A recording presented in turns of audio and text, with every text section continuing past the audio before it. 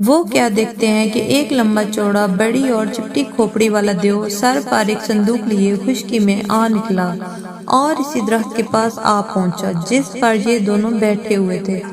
وہاں بیٹھ کر اس نے صندوق کھولا تو اس میں سے ایک بڑا پیالہ نکالا۔ پھر اس نے وہ پیالہ کھولا، اس میں سے ایک نوجوان لڑکی نکلی جس کا بدن سڈول اور جس کے چہرے کے آگے سورج ماں تھا، جیسے کہ شاعر نے کہا ہے، اندھیرے میں وہ اس طرح چمکتی ہے گویا دن نکل آیا ہے اور اپنے درختوں کو روشن کر دیتی ہے۔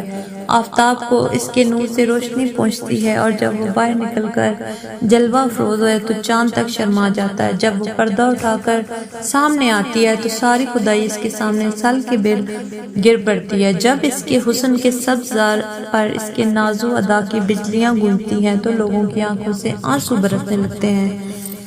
دیو نے اس لڑکی کی طرف دیکھ کر کہا، اے شریف زادیوں کی سرتاج جس کو میں نکاح کی رات اٹھا لایا ہوں، اب میں چاہتا ہوں کہ ذرا سو لوں۔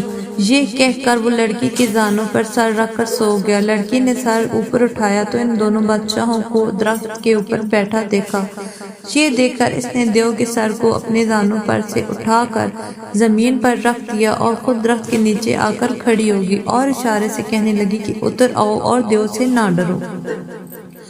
انہوں نے جواب دیا کہ خدا کے واسطے ہمیں بدکاری سے معاف رکھو۔ لڑکی نے کہا، اگر تم نہ اترو گے تو میں دیو کو جگا کر تمہارے پیچھے لگا دوں گی اور وہ بری طرح سے تمہیں موت کے گھاٹ اتارے گا۔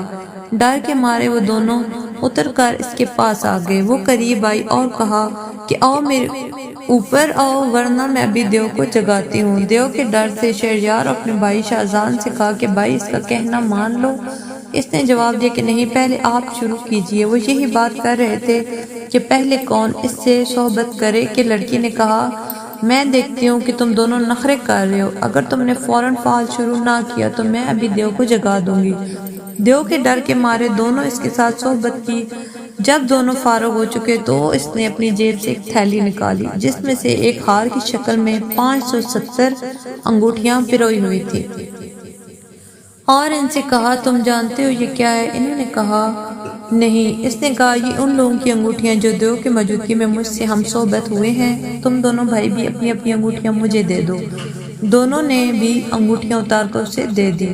اس نے کہا کہ سنو، یہ دیو مجھے نکاح کی رات اٹھا کر لایا ہے اور ایک پیالے میں بند کر کے اس صندوق میں رکھا ہے اور اس صندوق میں 7 کفن لگا کر مجھے گہرے اور معجزن سمندر کی اتحاد میں پوشیدہ رکھتا ہے، مگر اسے یہ خبر نہیں کہ ہم عورتیں اگر چاہیں تو دنیا کی کوئی چیز ہمیں روک نہیں سکتی۔